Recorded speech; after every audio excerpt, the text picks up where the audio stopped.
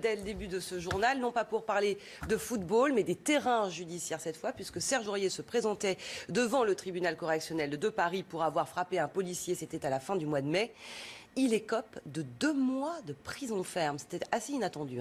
Oui, alors aménageable, il est laissé en liberté. Serge il Aurier peut jouer mercredi en Ligue des Champions. Son avocate, vient d'annoncer surtout qu'il va faire appel. Donc voilà, on rappelle les faits. Une rixe avec les services de la BAC, de la brigade anticriminalité, dans la nuit du 29 au 30 mai dernier, à la sortie d'une boîte de nuit rue de Pontieux, dans le 8e à Paris, une altercation dans la foulée. Alors, le problème qui se pose aujourd'hui, et moi sur un terrain sportif, évidemment, oui, bien sûr.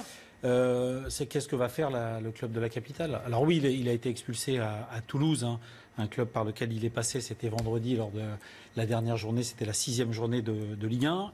Il peut jouer mercredi en Bulgarie pour la 2e journée de phase de groupe de la Ligue des Champions face aux Bulgares de Ludogorets. Mais le problème de Serge Aurier aujourd'hui, c'est un problème d'image du club, une image du Paris Saint-Germain. C'est un garçon qui a été 4 fois condamné pour conduite sans permis. La dernière fois, c'était le 23 mai dernier avec 3 mois de sursis. Finalement, c'est peut-être aussi aujourd'hui pour ça qu'il prend du ferme dans un premier temps. Oui. Et puis il y a surtout. Et puis il y a tout un passif, les insultes contre Laurent Blanc, etc. Il y a les insultes contre Laurent Blanc avec les fameuses vidéos sur Périscope au mois de février dernier, suspendu 1 mois et demi d'équipe première.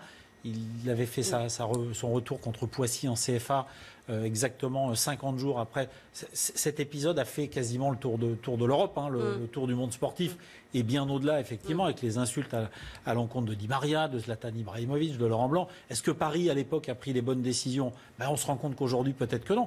Ce qui nous intéresse aussi aujourd'hui, c'est l'image du club, c'est l'image du Paris Saint-Germain. Il y avait eu des insultes, une suspension en Ligue des Champions 1 an avant, en mois de février 2015, contre l'arbitre d'un match PSG-Chelsea auquel il n'appartenait pas. Il s'était filmé en train d'injurier l'arbitre. Finalement, posté cette vidéo, il avait été sanctionné derrière. Il y a eu aussi des écarts avec la sélection de Côte d'Ivoire, mise à l'écart le 29 mars de l'année dernière, parce qu'il avait quitté le stage, puisqu'il voulait absolument que Max-Alain Gradel, son coéquipier, soit réintégré dans un 11 de départ. Donc on est sur un terrain disciplinaire, dans le foot, ici hors du foot. Qu'est-ce que va faire aujourd'hui la direction du Paris Saint-Germain? On rappelle que ces gens-là et ces joueurs-là ont valeur d'exemple. Et là, on en est beaucoup trop loin depuis beaucoup trop longtemps. Donc voilà, on attend avec impatience, surtout sur le plan sportif, le communiqué du Paris Saint-Germain on l'espère dans les minutes qui viennent. Oui, on va suivre ça évidemment attentivement avec vous, Frédéric Plisson. Puis on va rejoindre au tribunal correctionnel de Paris Noémie Schultz qui a suivi ce procès pour iTélé avec Olivier Gangloff. Noémie, c'est une sanction très lourde à laquelle on ne s'attendait apparemment pas vraiment. Écoutez, 2 mois de prison ferme, c'est une peine effectivement sévère qui n'est pas assortie de sursis. Et ça, c'est peut-être parce que Serge Aurier a déjà été condamné plusieurs fois, notamment pour des conduites sans permis de conduire. La procureure avait requis 2 mois avec sursis. La présidente a donc condamné à 2 mois de prison ferme, mais cela pourrait s'expliquer en raison de ses précédentes condamnations.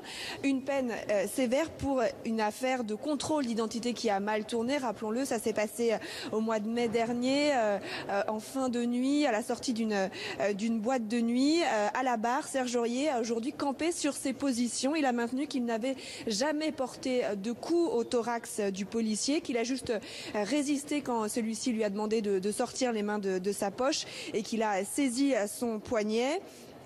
Il maintient aussi que le policier lui a donné des coups de poing au visage. Le policier, lui aussi, a maintenu ses déclarations, sa version face à la résistance et au refus d'obéir de Serge Aurier. Et dans un contexte de grande tension, puisqu'il y avait eu la veille et l'avant-veille des fusillades dans ce quartier du 8e arrondissement, eh bien, il a attrapé la main de Serge Aurier. C'est à ce moment-là qu'il a reçu un coup au thorax. Pour se protéger, il a alors lui-même asséné des coups avec le plat de la main.